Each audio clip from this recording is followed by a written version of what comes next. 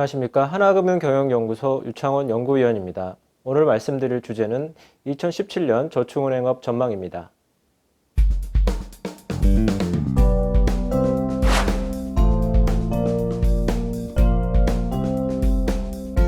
(2016년) 저축은행업은 우호적인 경영 환경 속에서 실적이 크게 개선되었습니다.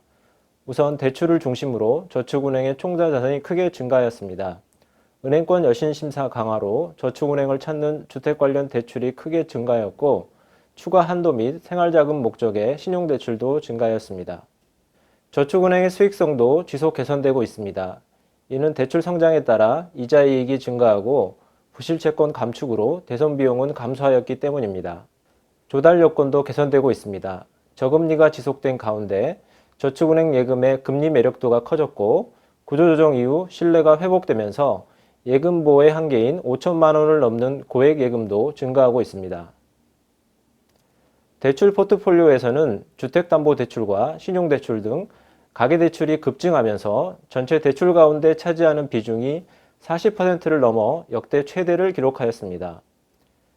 기업대출 역시 증가하였으며 특히 부동산 업종 및 PF대출의 증가세가 두드러졌습니다.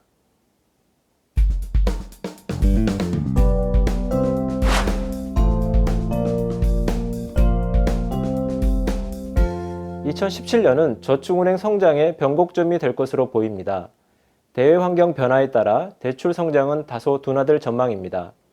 시중금리 상승으로 가계부채 우려가 높아지고 주택대출 규제 및 건전성 규제도 강화되기 때문입니다. 특히 저축은행의 건전성은 주의가 필요합니다. 그간 부실채권 감축 계획이 이행되고 대출이 증가하면서 고정이하 여실 비율 등 비율 지표는 꾸준히 개선되었습니다만 2017년에는 가계부채 이슈와 소액 신용대출의 건전성 악화 등 리스크 요인이 증가하고 있습니다. 이에 따라 선제적인 건전성 관리가 필요합니다. 다만 자본 적정성은 대체로 양호할 것으로 보입니다. 그간의 실적 개선과 증자로서 14%의 평균 BIS 비율을 유지하고 있으며 2017년에도 큰 폭의 훼손은 없을 것으로 보입니다. 다만 BIS 비율이 극히 낮은 일부 저축은행의 구조조정 가능성도 배제할 수는 없습니다.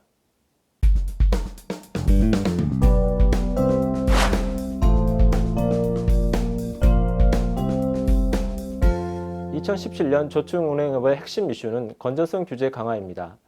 업황이 회복되고 여신이 급증함에 따라 금융당국은 자산건전성 분류상의 연체 판단 기준을 은행과 상호금융 수준으로 조정하고 충당금 적립률도 은행 수준으로 단계적으로 상향할 계획입니다.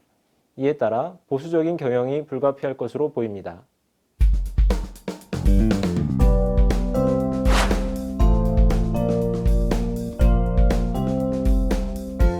저축은행이 급격한 환경 변화에 적절히 대응하고 민간 서민금융회사라는 역할에 충실하도록 노력해야 합니다.